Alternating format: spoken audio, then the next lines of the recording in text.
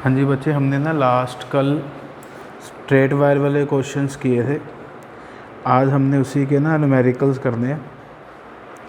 और आपको मैंने ये फॉर्मूला एक बताया था स्ट्रेट वायर वाला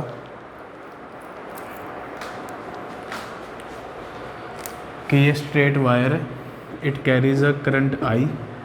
हमने अगर पॉइंट पी पे मैग्नेटिक फील्ड बताना है तो सबसे पहला रूल है कि आप पॉइंट पी से वायर पे परपेंडिकुलर ड्रा करो। उसके बाद जहाँ से वायर शुरू होती है उसको आप पी से ज्वाइन करोगे, ये वाला एंगल बनेगा फाई 1। जहाँ पे वायर ख़त्म होती है उसको पी से ज्वाइन करोगे, इधर वाला एंगल बनेगा आपके पास फाई 2। तो जो मैग्नेटिक फील्ड एट पी बनेगा that is mu naught by 4 pi I by x sine phi 1 plus sine phi 2, ये बताया था आपको। फिर आपको मैंने ये बताया था कि अगर आपके पास इस किसी न्यूमेरिकल में स्ट्रेट वायर वाले न्यूमेरिकल में अगर नॉर्थ साउथ ईस्ट वेस्ट आ जाए तो आपने इस तरह लेना है, ये ईस्ट है, ये वेस्ट है, और क्रॉस का मतलब क्या है, नॉर्थ है। नॉर्थ अंदर की तरफ है और साउथ बाहर की तरफ है। मैग्नेटिक फील्ड निकालने के लिए आपको मैंने राइट हैंड पाम रूल बताया था। करंट की तरफ आपने थंब करना है और जिस तरफ पॉइंट की लोकेशन है उस तरफ आपने पाम ओपन करनी है, फिंगर जो सॉरी ओपन करनी है, और जो पाम है वो आपको किसकी डायरेक्शन बताएगी, मैग्नेटिक फील्ड की। चलिए इसके कुछ और हम न्यूमेरिकल्स कर रहे हैं। ये समरी मैंने बताई है आपको। नेक्स्ट न्यूमेरिकल आप करते हैं। ये एक वायर आ रही है इन्फिनिटी से और ऐसे 90 डिग्री पे बेंड कर रही है। It carries a current I. हमने मैग्नेटिक फील्ड पता लगाना है पॉइंट पी पे। पॉइंट पी के जो कोऑर्डिनेट्स है वो आपके पास है एक्स वाई। ये क्वेश्चन है अपने पास।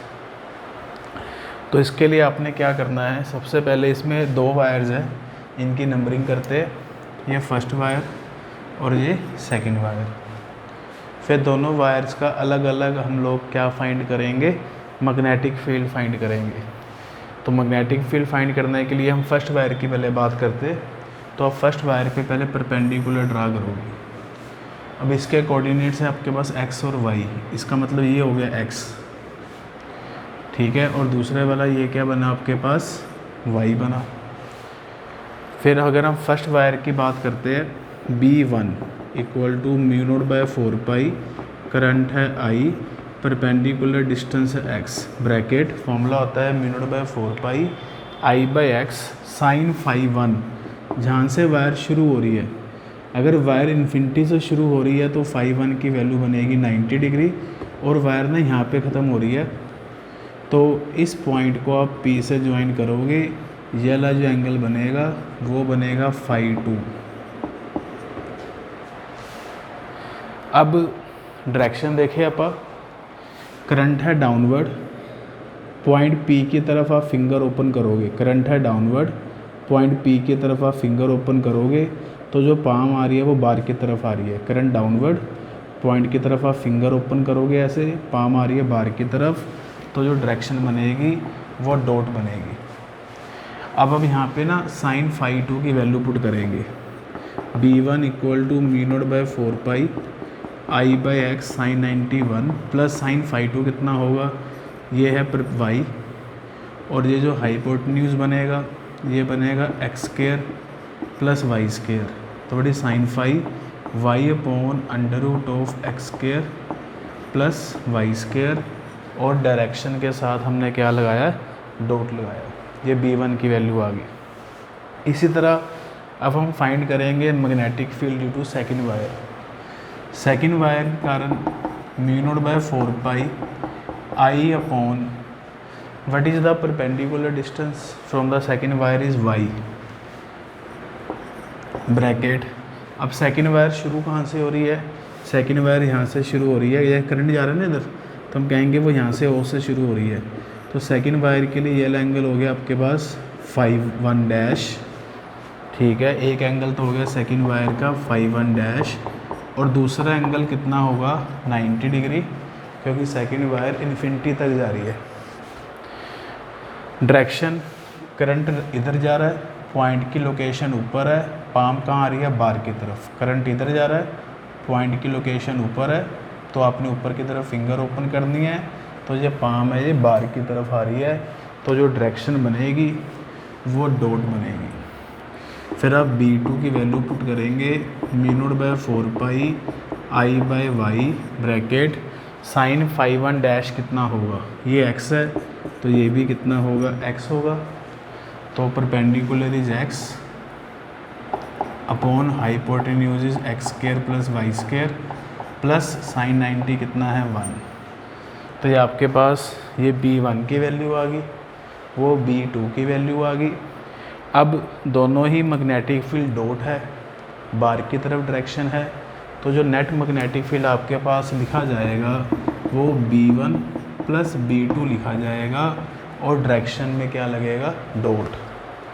This is the answer. बस फॉर्मूला मेन आपने मैनेज करना है और एंगल्स देखने हैं कि एंगल सही लिखे है कि नहीं।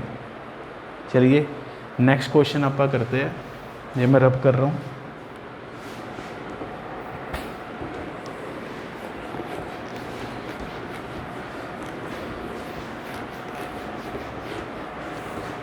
हाँ जी, नेक्स्ट क्वेश्चन है, आपके पास ना एक स्केयर है and this square carries a current I, और इस स्केयर की जो साइड है वो A है। स्केयर का अपन नाम रख देते हैं PQRS। आपका क्वेश्चन है find the magnetic field intensity at the centre. आपने सेंटर पे पता लगाना है कि what is the magnetic field intensity. ये जो स्केयर है ना, ये I करंट कैरी कर रहा है, तो इसमें बस आपने ना, स्केयर में 4 साइड्स होती है और इन चारों में जो करंट है ना वो ऑर्डर में है। ऑर्डर समझ गए आप, clockwise anti clockwise same order है। तो आप एक वायर का निकाल दो मैग्नेटिक फील्ड, फिर नेट मैग्नेटिक फील्ड के लिए उसको 4 से मल्टीप्लाई कर देंगे। तो हम फर्स्ट वायर को मान लेते हैं, मैं PQ का निकालते हैं magnetic field. B1 equal to क्या फॉर्मूला होता है अपने पास, μ0/4 I अपॉन इस पॉइंट का P से जो परपेंडिकुलर डिस्टेंस होगा, ये साइड अपने पास A है, साइड ऑफ द स्केयर, तो इस पॉइंट का PQ से जो परपेंडिकुलर डिस्टेंस होगा वो कितना होगा, A/2। ये हमने लिखा μ0/4 I अपॉन A/2। फिर जहाँ से ये वायर शुरू होती है उसको आप पॉइंट O से ज्वाइन करेंगे, तो ये एंगल जो होता है स्केयर में ना, ये एंगल 45 डिग्री होता है। और जहाँ पे ये वायर ख़त्म होती है उसको आप पॉइंट O से ज्वाइन करेंगे, तो इधर वाला जो एंगल है वो भी 45 डिग्री ही होता है। ठीक है, तो एक φ1 भी 45 है और φ2 भी 45 है। तो इधर अगर हम वैल्यू पुट करते हैं sin 45 प्लस sin 45, तो आपके पास देखो क्या बनता है, B1 equal to μ0/4 I upon A/2 sin 45 1/√2 plus sin 45 1/√2। Direction देखे, इसमें करंट जा रहा है Q से P और पॉइंट कहाँ पे है, ऊपर की तरफ। तो Q से P करंट की तरफ थंब किया और पॉइंट की तरफ फिंगर ओपन की, तो जो पाम है मेरे पास वो कहाँ जा रही है, इनवर्ड जा रही है। तो यहाँ पे डायरेक्शन में क्या लगेगा, क्रॉस लगेगा। तो B1 इक्वल टू μ0/4 ये 2 पर आ जाएगा, तो बन जाएगा 2I/A ब्रैकेट 1/√2 प्लस 1/√2 2/√2। ये क्रॉस लगा दिया। ये मैग्नेटिक फील्ड सिर्फ एक वायर का आया है, हमारे पास स्केयर में 4 वायर्स है, तो आपके पास जो नेट मैग्नेटिक फील्ड आएगा वो 4 टाइम्स B1 आ जाएगा। नेट मैग्नेटिक फील्ड जो बनेगा वो 4 टाइम्स B1 बन जाएगा। बस यहाँ पे तुम B1 की ये वाली वैल्यू पुट कर दोगे and we get the answer.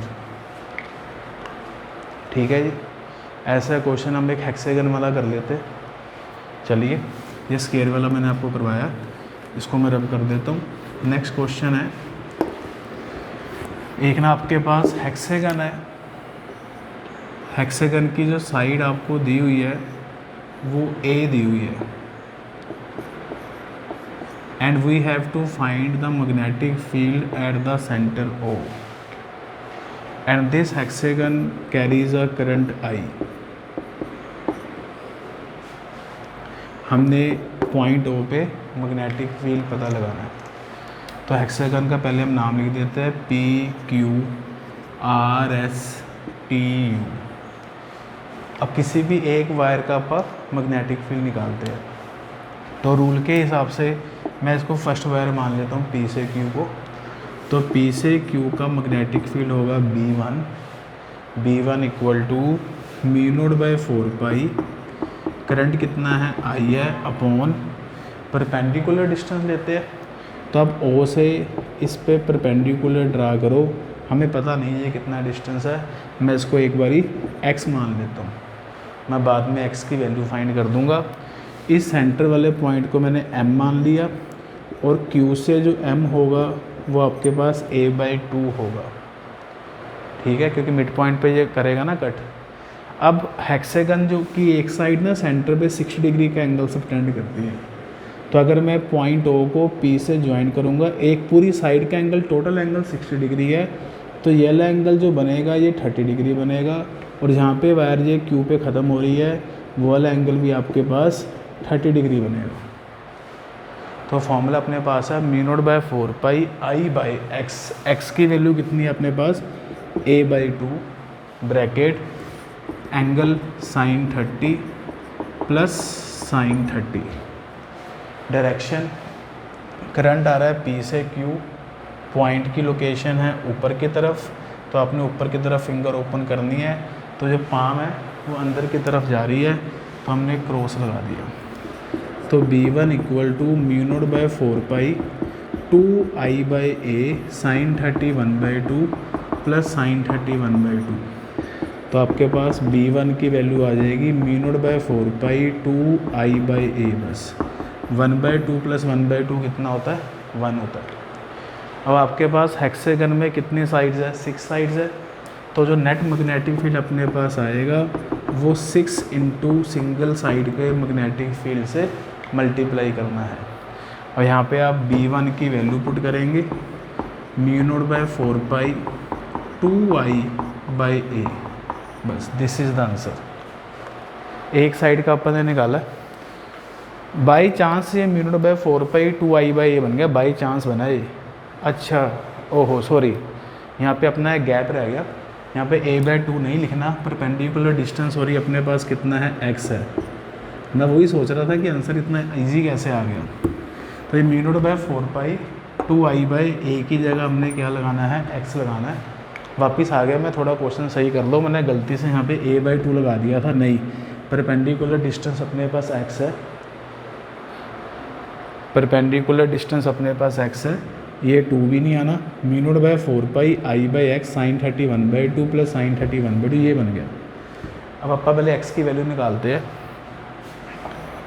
x की वैल्यू कैसे निकालेंगे, इन ट्रायंगल OQM में QM/OM ये आपके सामने ना tan 30 डिग्री बनेगा, QM/OM, QM/OM की वैल्यू x है, tan 30 है 1/√3, तो x की वैल्यू आपके पास बन जाएगी QM√3, और आपके पास QM की वैल्यू है a/2, तो आपके पास x की वैल्यू जो बनेगी वो a/2√3 बनेगी। तो B1 की जो वैल्यू बनेगी μ0/4 I/(x) a/2√3 क्रॉस लगा दिया, तो आपके पास B1 की वैल्यू बनी μ0/4 2I/a√3। हाँ जी, ये आंसर आया बच्चे, μ0/4 2I/a√3 बना।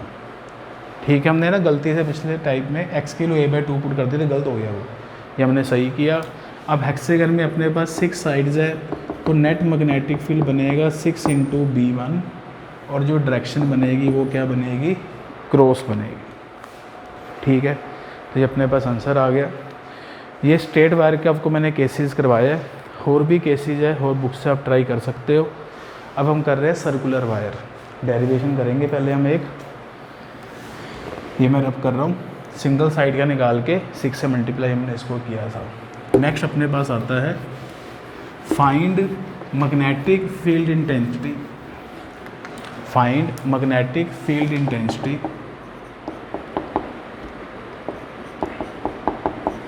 at center of current carrying circular coil। अब कोई सर्कुलर कॉइल है, उसके हमने सेंटर पे पता लगाना है कि कितना मैग्नेटिक फील्ड होगा। तो this is a circular coil and this circular coil carries a current I.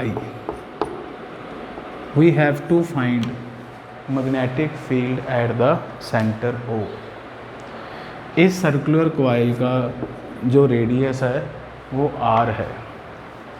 तो थोड़ी सी ना हमें थ्योरी लिखनी पड़ती है, वो हम लिखेंगे। Consider a circular coil of radius R, consider circular coil of radius R and carries a current I।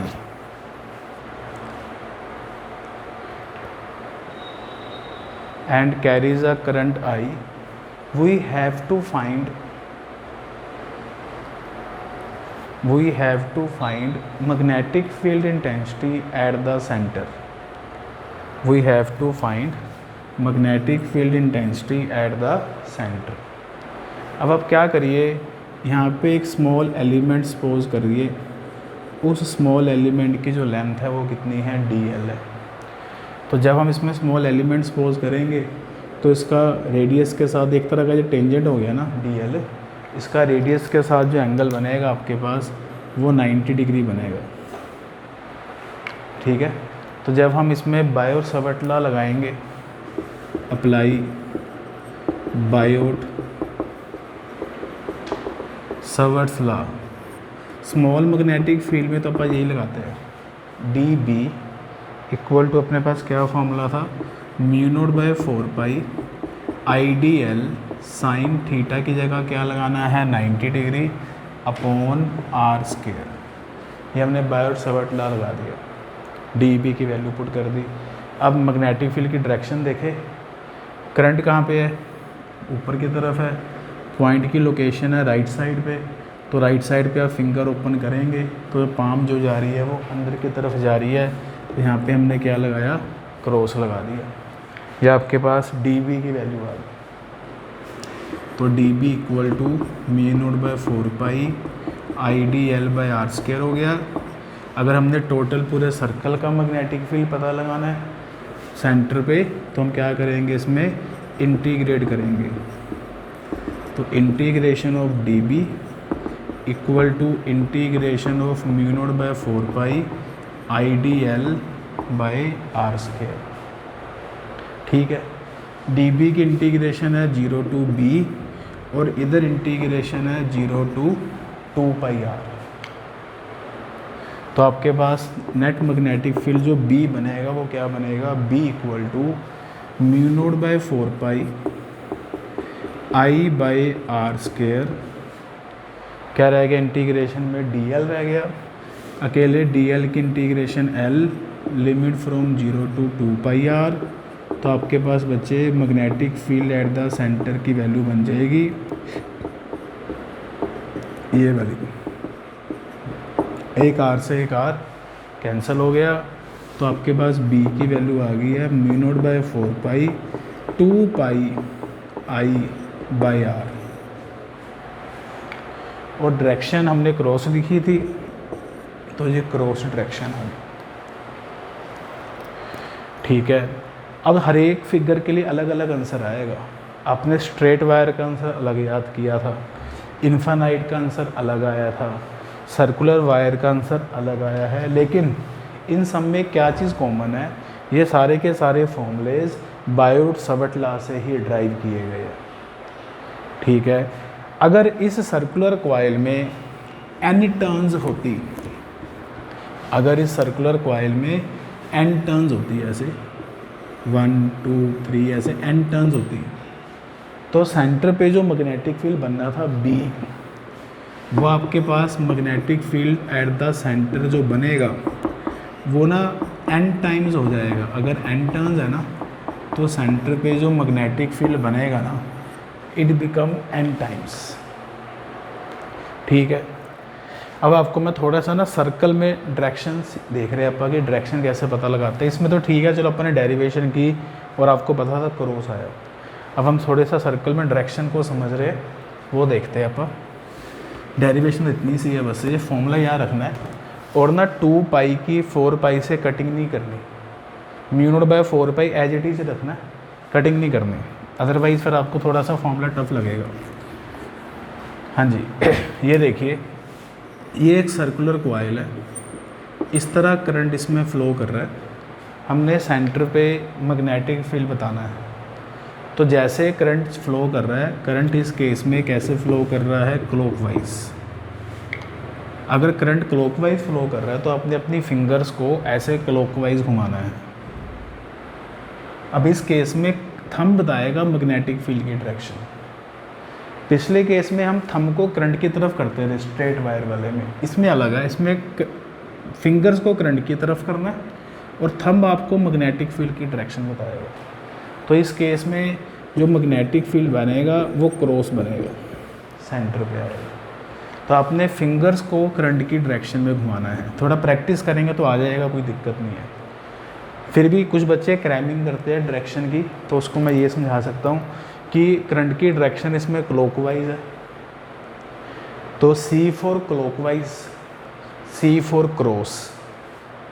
अगर बिना डायरेक्शन चेक किए अपने सीधा आंसर लिखना है, C for clockwise, C for cross.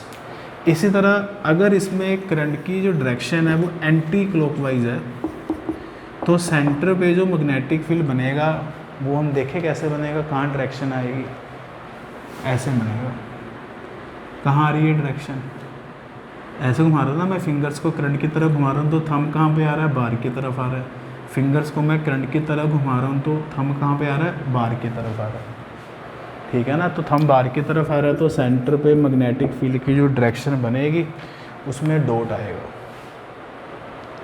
इस केस में क्रॉस आया और इस केस में बाहर की तरफ डॉट आया। ठीक है, अब आप लोगों ने पता क्या करना है, आपने अपनी कॉपी पे ये ऐसे थोड़ा डार्क करके बनाना है, बनाना अपनी कॉपी पे ये डार्क करके डायरेक्शन बनाओ। और ये डायरेक्शन मैंने ना आपके सामने क्लियर है, क्लॉकवाइज बनाई है।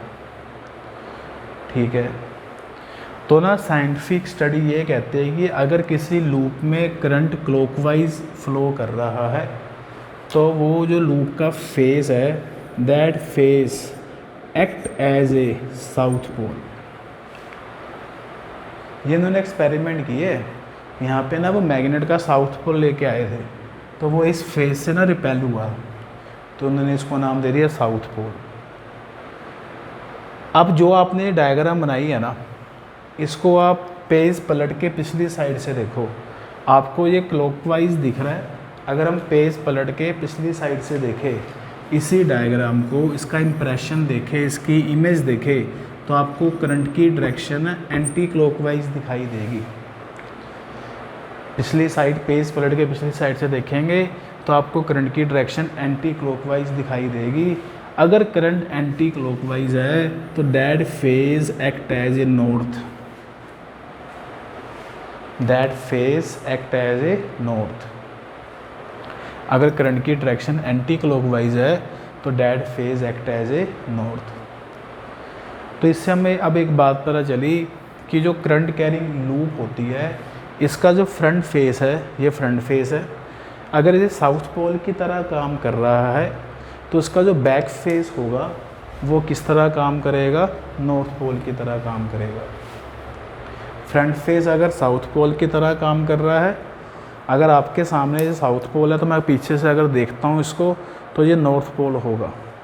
इसका मतलब जो मेरा जो पूरा हैंड है, ये लूप है पूरी, मान लीजिए ये पूरी loop behave like a magnet, front face behave like a south pole and back face behave like a north pole. तो हम इसी चीज़ को एक लाइन में लिख सकते हैं कि जो करंट कैरिंग कॉइल है ना, it behave like a magnet. Current carrying coil behave like a magnet. इसमें नॉर्थ पोल भी बन गया है और इसमें साउथ पोल भी बन गया है। तो current carrying coil behave like a magnet.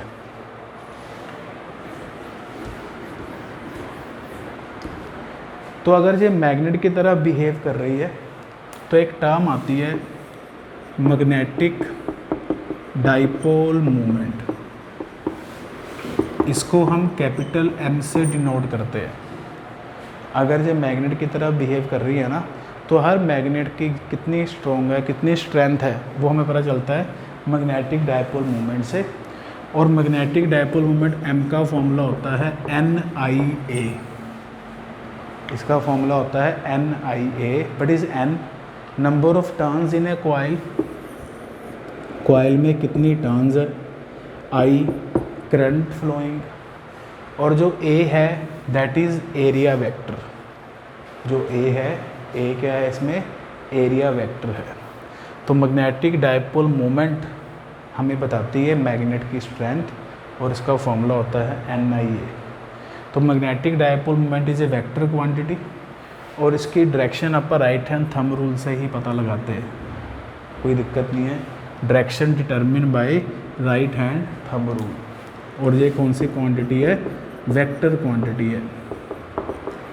और इसके जो SI यूनिट होंगे मैग्नेटिक डाइपोल मोमेंट के, वो एम्पेयर मीटर स्क्वायर होते हैं। मैग्नेटिक डाइपोल मोमेंट हमेशा सर्कुलर लूप या क्लोज लूप से ही आती है, because close loop always behave like a magnet. इतना बच्चे अभी हम कर रहे हैं, बाकी फिर हम नेक्स्ट क्लास में करते हैं।